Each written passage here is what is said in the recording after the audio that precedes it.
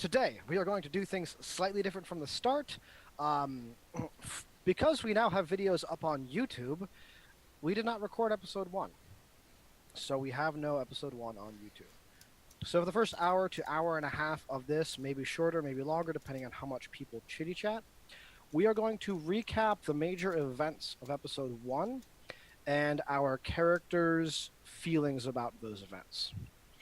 So, I will start off real quick by saying events of episode one. The first major thing we did was we encountered Garth at the Cornerstone Inn after finding the bulletin that was vague on details, but definitely said like, "Hey, there have been attacks on the road to Sabin, and we need people to try to help that." So, in the conversation with Garth, how much do you guys remember? I actually remember quite a bit, surprisingly. Now that you're bringing up you're rekindling my memory. So I remember because Aigner was, I think, the linchpin at the beginning, if I remember correctly, and I had worked with every one of you in individual settings. Right, and so he came to, I think he went to On first, and then came and found us, or came and found me to then. Yeah. Eridu was not privy to this adventure. Yeah. And so he went to, and then we went to Garth together. And while Aigner was being wishy-washy, I just went and I grabbed the entire bulletin and just said, "We're gonna do it." Actually, no, I said, "I'm gonna do it. If you want to go, whatever. I don't care. I'm not doing that. I'm here to do a job. I have needs. This is well paying, and it continues to put me in the good graces of Garth." All right, so one of the key descriptors that I used in that opening scene was just how immensely large Garth was. Yeah. I mean, I don't know if we got into pounds, but this guy has got to be upping in the upper 300 to 400 pound range. Yeah, he's a big man. When they first saw him sitting at the table in the Cornerstone, he had one large, 6 to 8 person group table to himself, completely covered in food. That was all for him. And I do remember a distinct moment where Agner or Akram grabbed one of the chicken legs and ate it just to spite him. And in that moment, the group got together to meet up with Garth and try to figure out more details on this particular quest. Do we want to discuss that at all? So, Akram's, not Akram's, I'm not Akram. I'm not On either, but I was playing On at the time. On's feelings at that point were very ambivalent. Not really caring where work came from, very much focused on himself, and just what he can learn from any given situation. So he was happy just at that and did not think any further on Garth. Myself, I thought he just sparked my imagination somewhat. I just thought, this is some big guy in a literal sense. There's got to be a lot. He is the personification of consumption and want. So I wanted to latch a few things on there, and I think between Kyle and myself, we've added little bits here and there. Kyle certainly more than myself, that have accentuated those elements that were first introduced. A very good and clear character. I love it. It has gone right along with everything that I've had in mind for Garth. He's taken some directions I hadn't considered, but they still work well within the designed character that I did not share with you guys at all from the beginning. Aside from the fact that he's very big. Yeah, well, I'll butt in with saying that Aigner at that time was remarkably suspect. Aigner always the pragmatist in the given situation. He tends to prefer jobs that are straightforward and with clear-cut objectives and like lots of transparency involved from the employer. And this mysterious job from Garth was anything but. Uh, but he felt compelled to do it, compelled to go along, and yeah, it landed him in an interesting situation that he did not like at all. One of the major points I was attempting to convey as the GM in that moment was to open up the concept of these characters as freelance agents, and to really hammer home the fact that at that time Garth was just the constable of Twin Harbors. There were no militia. There were no standing guard.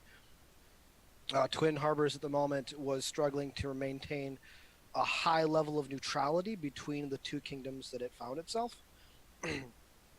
and so hiring these adventurers was their roundabout way of having a military force without having a military force. And that was the whole point there. That's the whole point of the bulletin boards that presented jobs, the whole point of the Cornerstone acting as sort of this hub of where adventurers go to discuss jobs and find a party to do things. And of course Alan, because I love Alan. Alan. So after our impressions with Garth, do we want to talk about anything else? Or are we good to talk about when we headed out on the road? I think we're good to go there. I think the only other thing that really played is that I established fairly early was Ockram's charisma. Yes. Yeah, good point. Go ahead and talk about that and a particular scene that illustrated that really well. Yeah, so it was afterwards we went to go get I think we went to go get paid or something up front. We got like the half down payment or whatever, something like that. And Ockram did the very obviously hamming it up, but in a way that was still flattering. In that way that was like, because we went to it was Garth's wife. wife, who was running the constable shop or whatever. And we remembered her name last session, but offhand I can't think of it. Yeah. Oh, not Wait. Florence. Who? Garth's wife. Garth's wife, It wasn't it? like Lauren or something. No. No, Lauren is a different character. It's like the character from Friends, dude. Elaine. Yes, It was not Elaine. Friends. It was Elaine. Not Friends. Seinfeld. Seinfeld. Yeah, her name was Elaine. Elaine. I lost Mad Street cred there. Oh yeah, you did. Getting Friends and Seinfeld mixed up. Oh Right. man, Lost- so much. So yeah, he went Yeah. there, and I don't know if you ever described Elaine properly. She was like the antithesis to Garth. She's like Yeah, she's like a little mousy woman or Yeah. whatever. exactly small, mousy woman. I described her. I think with those exact terms.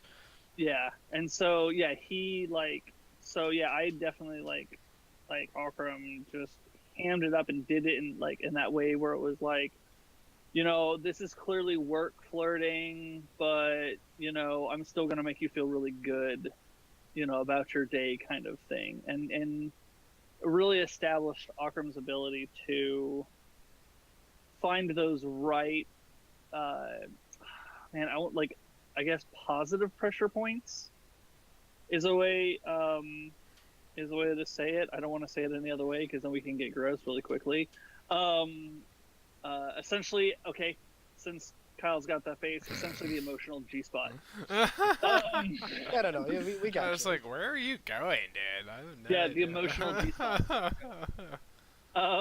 She and definitely got her aroused in ways. Sure. Yeah.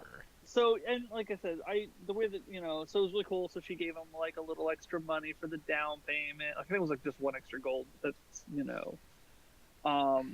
That's extra. and just establish that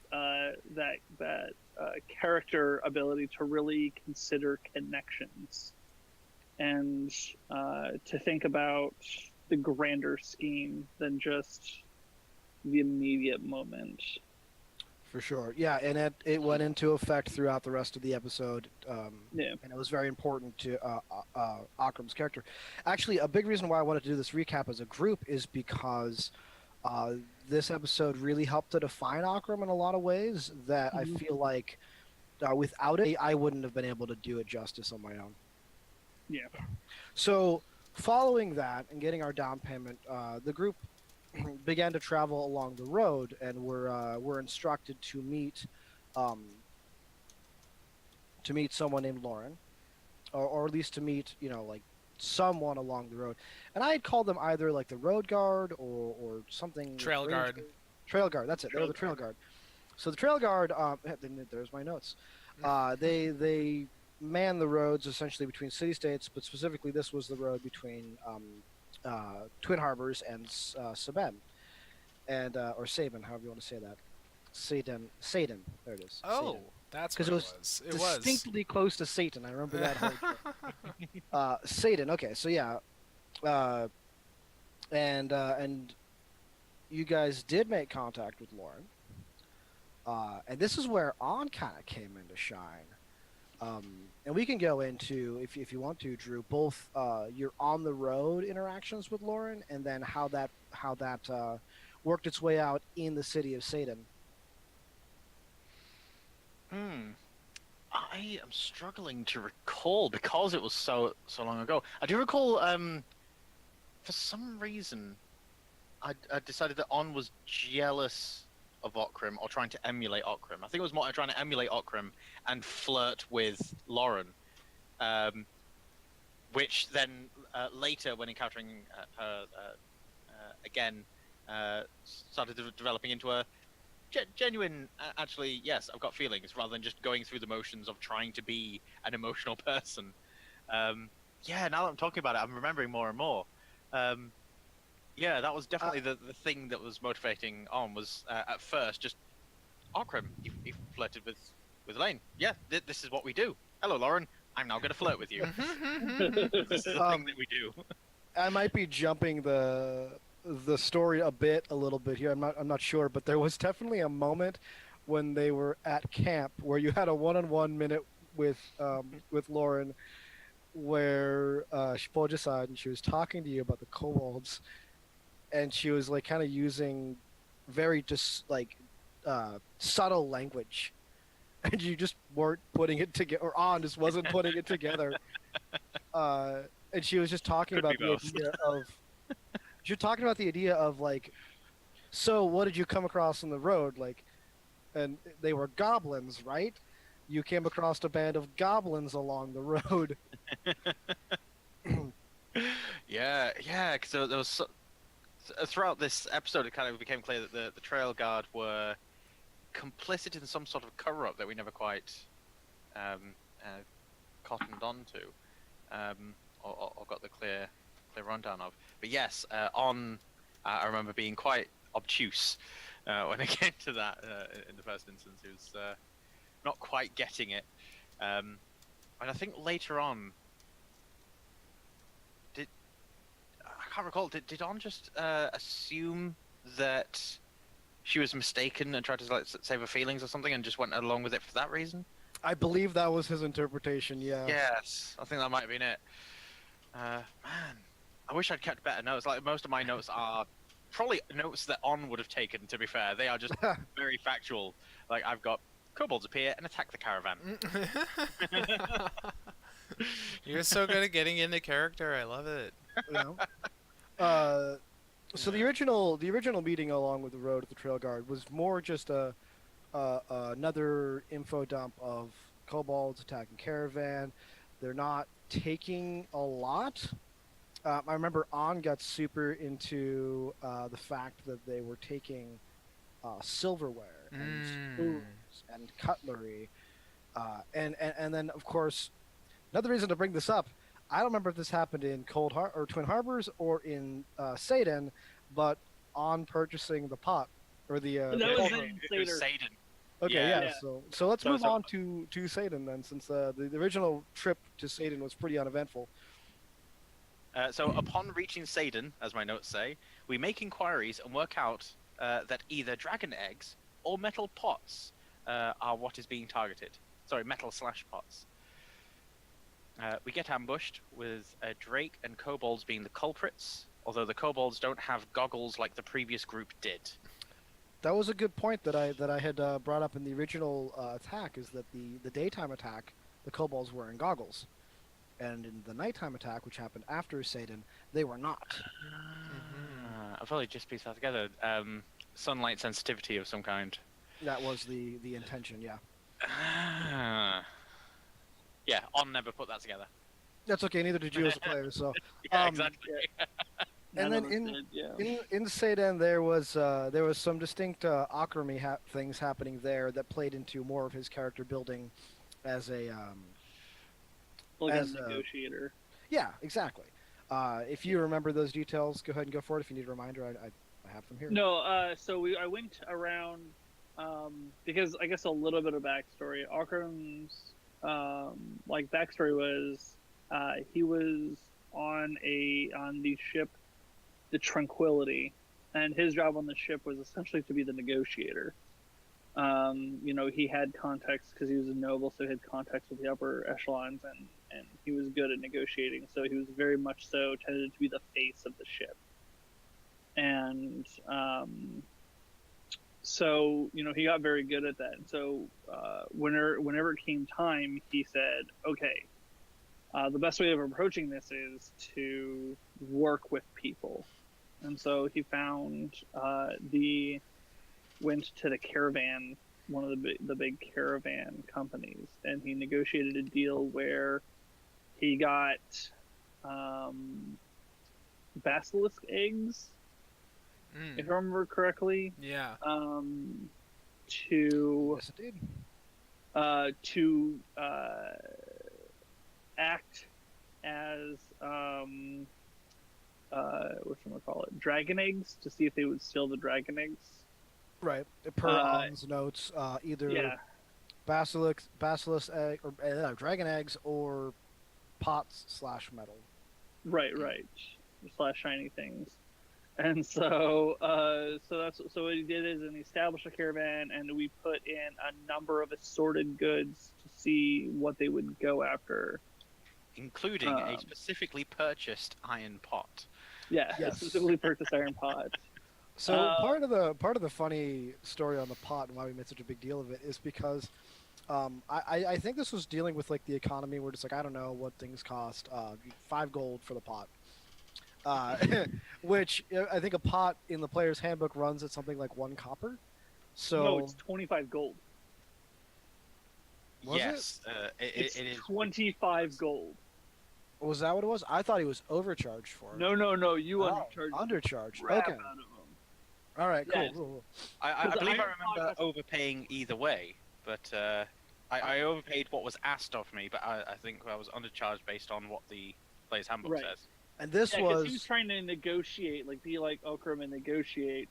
The uh, first episode was very much so full of Akram doing Akram and establishing his character, and On trying to emulate, Yes. because that was also the first time they met, and I'm sure On was like, the way that I almost viewed On was like, oh man, this guy gets the part of this world that I don't. yeah, like he understands people, and I just don't understand them at all. Mm-hmm. Right. And so he was kept on trying to emulate. Iron Okay. pots are 2 gold, and you paid 5. Yes, that was it. Oh, okay. I could have sworn. Okay, yeah, I could have sworn it was. We did a bunch of Different. financial research at different points in the game, so it could have been any Yeah. number of things that we do not Yeah. understand the economy of our world at all. I mean, we have it all figured out, people. The economy Well, is no, it's not that solid. we don't have. It's because the D&D economy is completely random. Yeah. Because even then, 2 gold is a day in a hotel, in a nice hotel. Yeah, but that's an iron pot, man. That pot's got to be solid. You got to cook so many things. That or maybe But- it's like they're actually selling iron marijuana. What's the thing? That's a lot of price for price. but Just saying. Whoa, yeah. dude. Whoa, Whoa, you just dude. lick the pot until you get the This- THC until it's This done. weed guarantees the Fae will never steal it. Right. So where are we at? Are we still in Satan? We Yeah, got we're super still- off track. Yeah. Yeah, we're still in Well, Satan. Anyway, but a little bit. Yeah, so there was a lot of that. So there was a lot of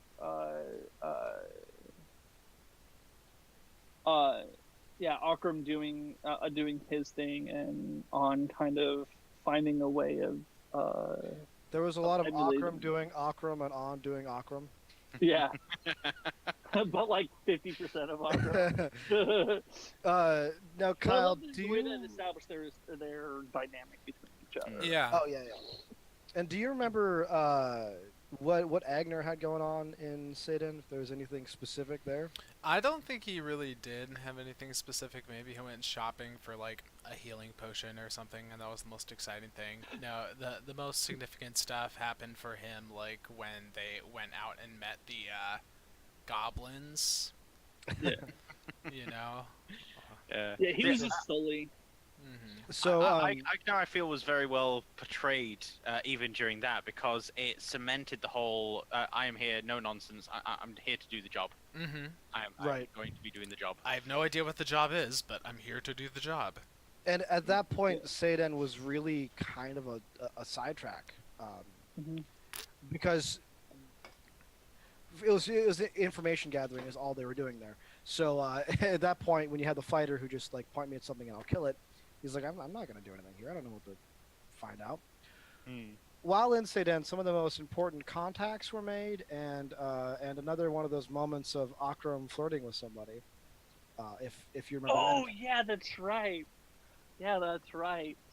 Because when he went to go see the head of the caravans, like the owner of the caravan company, in order to go and to get to see him, he had to flirt with the receptionist. And man, he laid that one on thick. If you thought Elaine was thick, that one was like about a step and a half away from just having sex with him. It was pretty overt for sure. that one was very funny. That was very much so just laying it on thick and just like really whatever. And then being able to code switch very quickly between flirting with the receptionist to like having that like conversation with the owner, and then the owner being like, you know what, my receptionist really, is singing your praises, so I'm gonna listen to you. So Akram had made well with the caravan leader of the original caravan they had traveled with. His name was Canal. Yeah. And then Canal had put him into connections with Varen, and Varen was the caravan master of Sidon, one of the bigger people there. And then that's like I said, that's when they set up their like obviously their goods, and then they set up and they got the Basilisk eggs, 3 of them with which they managed to save to sell later, and 2 of them that are in the wild, and there are now 2 basilisks roaming the countryside. Oh, somewhere it's a loose somewhere end. in the woods between Sidon and Twin Harbor, Harbors. there may be 2 basilisks that are just trolling around. So at It's that no big point, deal. Varen had set them up with an evening caravan because I believe that him and Akram decided that there's probably a higher chance of an ambush happening at night than at day. Yeah. So the caravan set out that evening, where they were ambushed by another band of kobolds. These ones without goggles.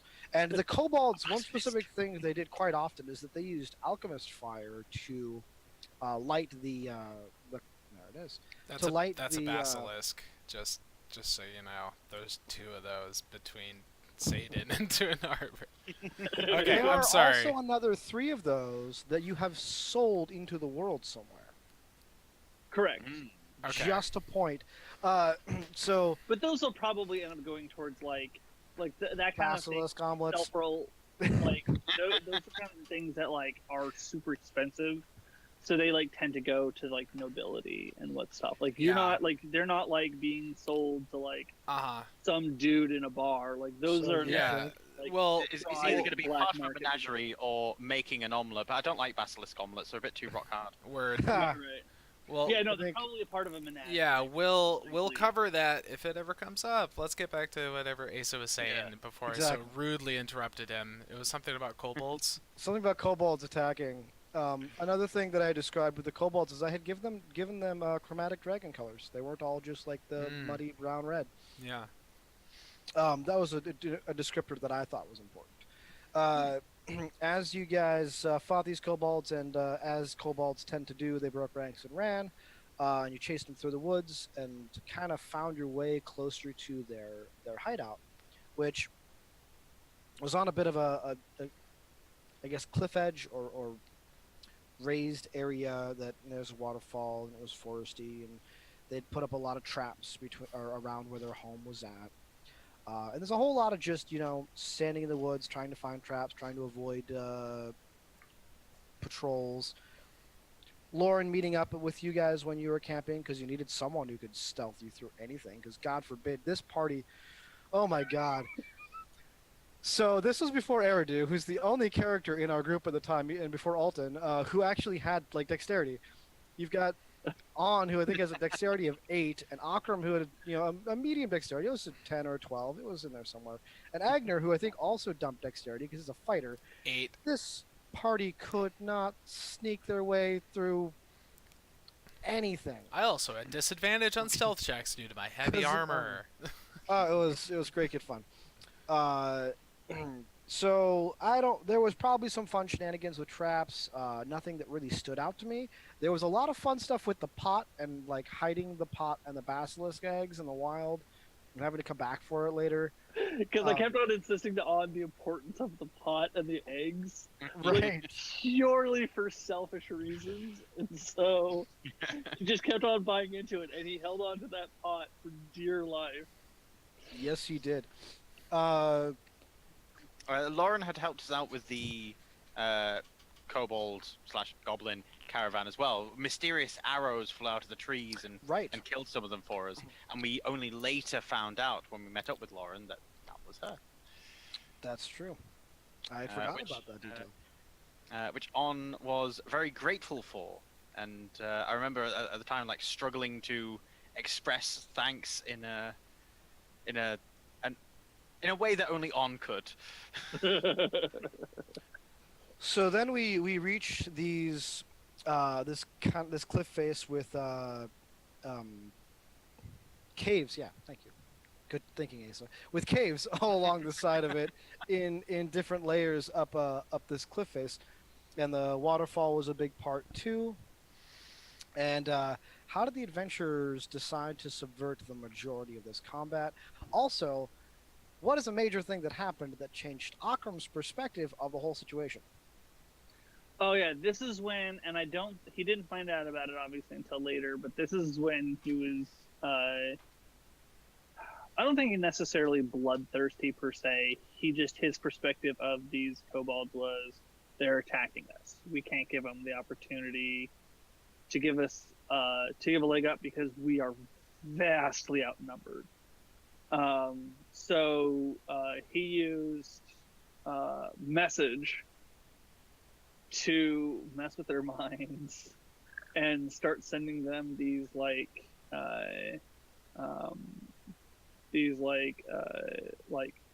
comments of like basically you better run, like they're trying to get you kind of situations.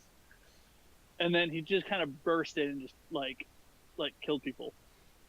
And we'll get to how it changed later, but that's just, he didn't like ask questions. He just busted in and just started killing him because he didn't know the language, and all he heard was just a bunch of chatter, and he was unwilling to take a chance. It was a mess hall that we crashed into. It was a mess hall. I just don't want to give it away quite yet. And then On found a wonderful way of subverting much of the could-be combats.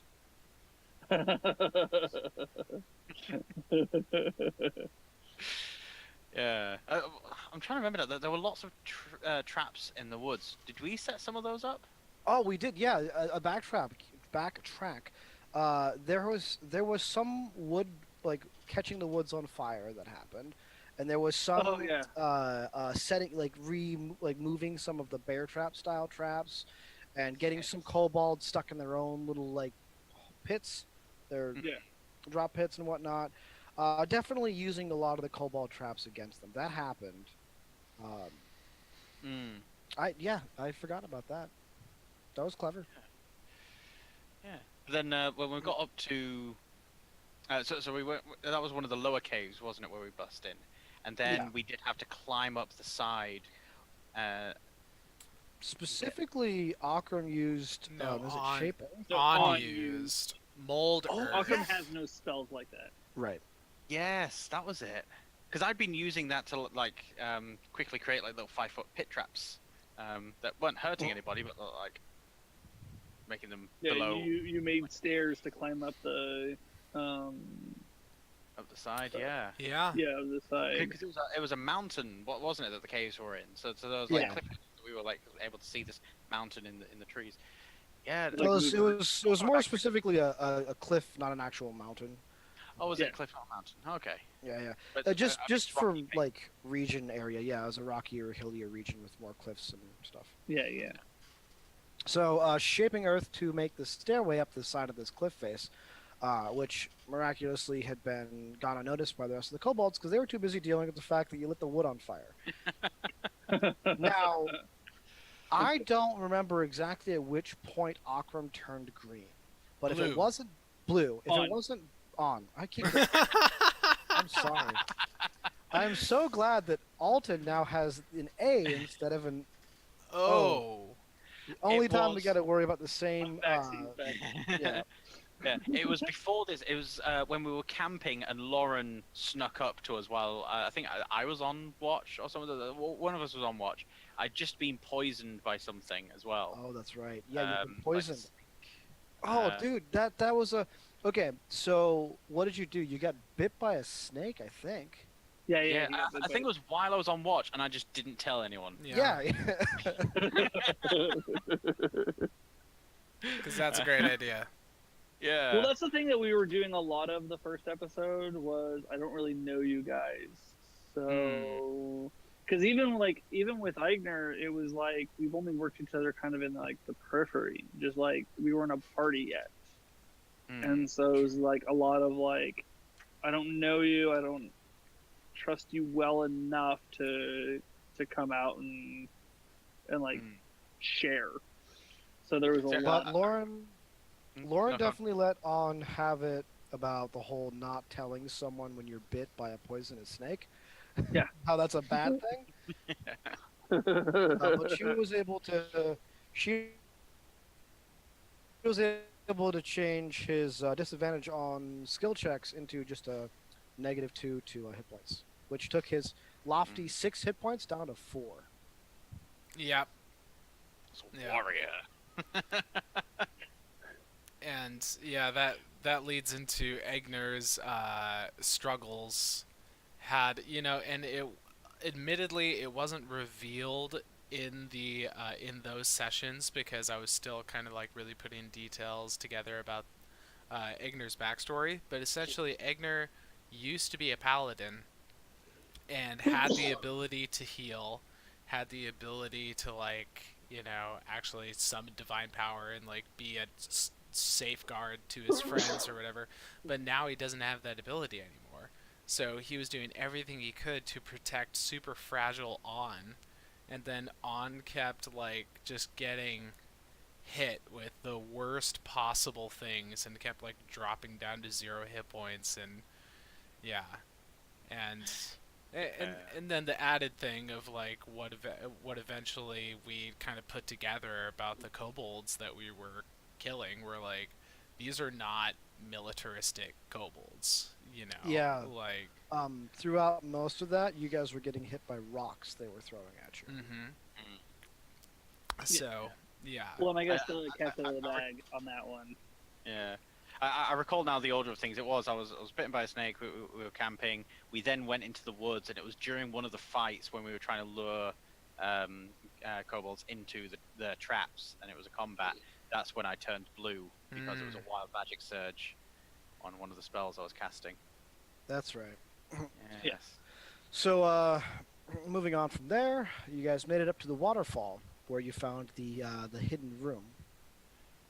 And one of the most fun combats I've ever been part of happened in this waterfall, and not just in our game, but in any game that I've ever played in. This was one of the most ridiculous, amusing, and like what the hell kind of combats I've ever Mm-hmm. been involved in. So, if you guys remember, I don't know how much of Yes. this remember. I believe that On started by using Shape Earth to like close the gap, so that the kobold you had come across was on one side of this wall and you guys were on the other. Mm. It was Yeah. that, or something else happened. No, or maybe it was it was a trap. It was a trap that closed it off. Yes, Yeah. it was there were carved sigils that were mending cantrip runes, and On decided to name his crowbar, and he named it Dispel Magic, and he was That's bashing right. through the wall. So this combat happened between one kobold and three adventurers, with a dirt wall between the two of them, with the sorcerer on bashing a hole in the wall so they could get line of sight to the kobold. And this kobold had all sorts of nasty tricks. I think at one point Octram got skunked in the face. Literally, this kobold had a skunk in a box and just sprayed him in the face. Yeah, because with he it. was like shooting, he was like sticking the crossbow, like his hand crossbow through the hole in the wall and just shooting almost blindly with his -2 modifier, because I think his dex was 7, Yeah. so his -2 modifier to hit the kobold. Kobold had a scorpion on a stick that he tried to sting somebody with. Yeah. Through some alchemist fire. I think at one point he let out a pot of bees, or ants or something like that. There was a lot of weird stuff that happened. Centipedes, that was it. Centipedes, that was it. Oh yeah, centipedes. Yeah. Finally, the party broke through and were able to overpower the kobold pretty easily. In which point they just kind of like tied and gagged him. But there was a conversation to be had. They learned some stuff. I don't know if you guys remember what exactly you learned in that conversation. I don't think that we learned yet the true extent. We just learned that it was a dragonborn that was in charge, and that he was the true master. But also that this was the Alchemist's Fire workshop. Right. That's where True. they were building it. Yeah. And I think at Yeah. one point you guys tried to convince him that that his master wouldn't care and he should just tell them all this stuff because like he was pretty much useless. And he's like, no, I'm a lot more important than you realize. Yeah, and then he gave away more because we kept on trying, kind of like those 16-year-old kids. We just got more out of. Man, we are really getting more information out of being belligerent than we are of like asking questions. I'm going to remember that for the future. It's true. You also did learn about like he had a wife and children there and Yeah. staying in the place. You started to kind of piece together bits of like there's more here than just these clumsy kobolds. There is like Right. women and children and all that. Mm. Yeah.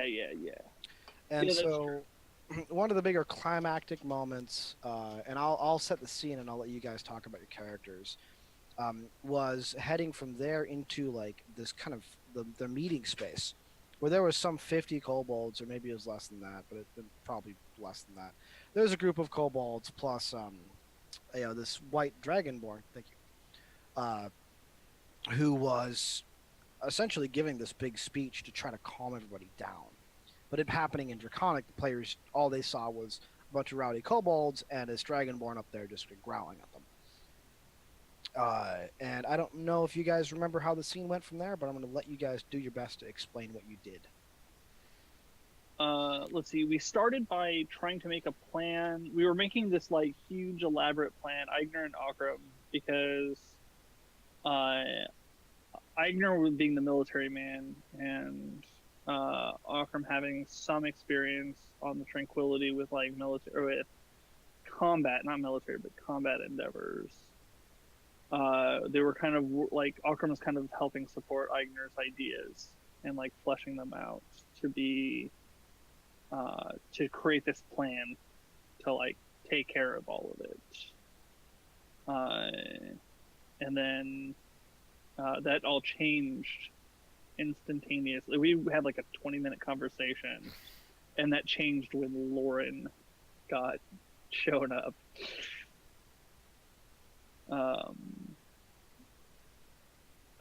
He's talking to. Oh, okay. Yeah. Oh yeah, I'm not talking to anybody. on Oh, screen. okay. Yeah. All right. I'm listening still though. Okay, that's good. Yeah. So, And then we yeah. had to change. We had to shift gears immediately.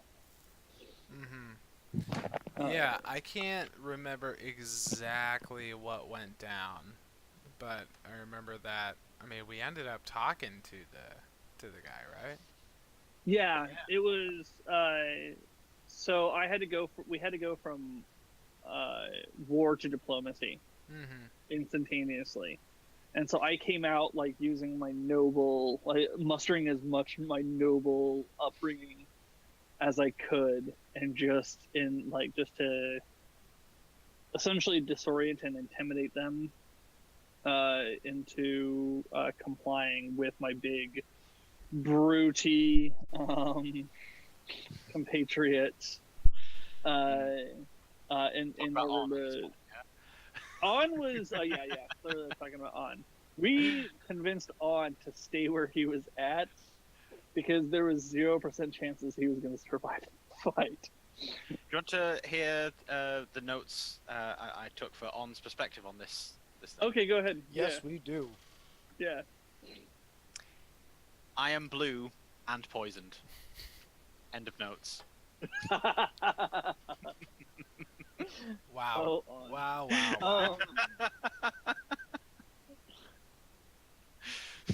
That is all I have. After the crowbarring the wall in and interrogating that guy, the sneaking through the tunnels, dodging kobold patrols, learning that there's like some meeting happening in some hallway, climbing down those steps with all these eyes on us, Okrim giving this well thought out and rendered speech with Aigner there as backup, but also like holding himself back to make sure that this diplomacy thing gets its chance to shine, managing to talk to this white dragonborn and get that he will sort of like tone down the raids and everything, and that he's going to move his people out of there, based on just this one interaction.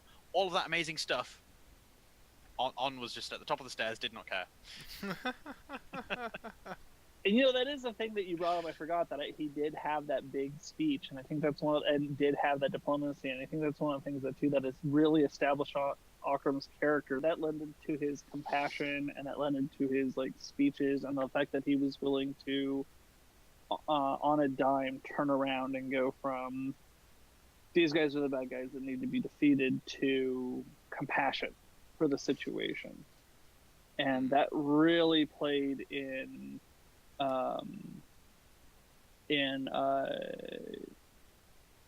Drew's episode 2, a lot, and so it was really cool. Yeah, there was a lot of establishing. There was a lot of establishing of Akram's character.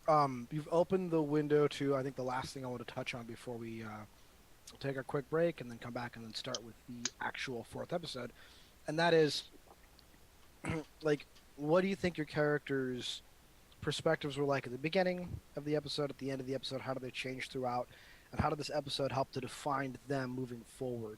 And I'm just going to go, like around robin, like we do with our talking about our character feelings, like our group therapy. Right. And I'm going to start with Kyle, who's right above me. Mm-hmm. Go ahead and tell me about like Aigner and just his perspective throughout the whole thing. Well, Aigner started off, I don't know, like I said, being very pragmatic in the kinds of jobs that he wanted to take, and he didn't like the idea of this job at all. But, other people were down for it. It seemed like it could promise some money, and, like, what's the worst that can happen? And, essentially, what's taken him a long time to process is the fact that they were killing essentially what were civilian kobolds that like weren't really supposed to be there, so it seemed like there was some dangerous invading force, but it turned out that it was something entirely different, and that really messed with him in a big way. And that those are long-term mental effects that he's been trying to deal with since that first episode. So I think it's made him more cynical. It's made him more like suspect of, I don't know, himself and the world at large, and especially Garth, especially. And I don't know when Egner is necessarily going to have another chance to interact with Garth, but might not go well if that happens. Next would be Josh. To my. Okay. He's actually over here. Yeah. Am I pointing the wrong way? Yeah, you are, because it's my perspective that matters. Since Oh, I'm that's streaming. right. So I'll we're tell going you. this way. I'll tell you where people are. That's where Josh is. That's where Drew is. That's where you are. Yep, I'm right here. Yeah. I would say so. At that one, that's where I think things got serious for Akram. That's when things went from being kind of a game to there are real world consequences. And even though it never came up, he actually, for his level 2 spell, he took he learned comprehend languages. Because never again would he be put in a situation like that because he didn't understand, because of a simple language barrier that is easily rectifiable in the world. Because so many innocent people, women and children, and I mean even men, men who are not soldiers, and women and children, that were just there eating, and he just slaughtered. Because the other guys weren't a part of that. The other guys, like the people that they engaged, were like the foot soldiers, like patrols and stuff like that. That were actual threats. Akram is the only one that actually killed innocent women and children, and so that affected him a lot. It's the reason why he put so much effort into ensuring the safety of the Dragonborn and the Kobolds by his family. Yeah, that was the episode 1 was like where more and more and more of him every episode taking things more and more seriously and being more and more like, okay, this is no longer a game. Because that's how he looked at the world for his whole life up until that episode. So, But you were punished for your sins, so. right? And with On making things awkward, go for it. That's what he do. Yeah. So on after this episode, had his first tastes of interacting with people in meaningful ways, and so the ending, just as the notes suggest, that the ending regarding the Dragonborn didn't affect him immediately. It's something that he thought a lot more of in episode 3, rather than in episode 2, which he wasn't in. But yeah, he didn't start thinking about it immediately. For him, this was just an event that happened. And even the fact that it was Akram giving this speech wasn't as moving. He concentrated and fixated on early Akram actions and thought, right, this is how to do it. And that everything since then was more reacting to situations and is not as important as planned interactions and Akram's agency. So his reactions to the end was completely ambivalent and not really caring about the fact that innocents were getting involved. As far as he was concerned, the contract was stop the kobolds, well, stop the caravans from getting attacked. The end result is caravans are no longer getting attacked. Go home, get paid. His focus was certainly more on I am just working on a grand philosophy of the world. I just need information. That's all I need. I need to piece this together, work things out. That there are certainly some very negative and potentially evil connotations to that, which I didn't really think about at the time. But yeah, it'll be interesting to see how that sort of thing plays out if he's confronted with similar situations again. We'll need to see. It kind of reminds me of like a Vulcan learning how to feel. Mm. He's just very much figuring out how impactful emotions are to mortals. Like we've talked about the Feywild, and the Feywild being an emotional place, and the what the heck is the Eladrin being from the Feywild, but he is beginning he understands emotions as they exist, but now it's the concept of taking emotion and taking thought and putting them together, and then making action out of that. Yeah, but my original conception was that he's someone who was like wide-eyed and bushy-tailed and like, ooh, look at this amazing world. But even after the first session of the first episode, I realized that the direction that I wanted to take him into was more of no, what was it in the first session? I think it was around the time that we got to the camp and after the interaction with Lauren. I realized that the different direction I wanted to take was he's overwhelmed by the lack of emotions coming from all around, and their emotions are now being directed through actions and interactions with other people, rather than just being a sort of miasma around that you can interact with at any point and just see. And so he's sort of retreated into himself and is needing to relearn everything. And I find that really more interesting take. Yeah, For me, anyway. for us too, I think. That's thinking about it in that way. I'll be able to mess with On easier, knowing that. It definitely fits to the thematic concept we're going with the Feywild, being making emotions more of a tangible thing in that realm of existence. And that makes a lot of sense. Like when you think about the world around you are emotions that you can interact with, rather than these emotions come from you, and now you shape the world around you through your actions based on those emotions. It's an interesting parallel between the Prime Material plane and the Feywild. And I thought it fit in more with On's, because I randomly generated his personality traits and things. But I do love the things that you can do with that random generation. And yeah, he's working on some grand theory of the universe, and I think that can play into it quite nicely. Yeah. Build So we have pretty much covered the entire episode in about an hour, so we did some really good time there.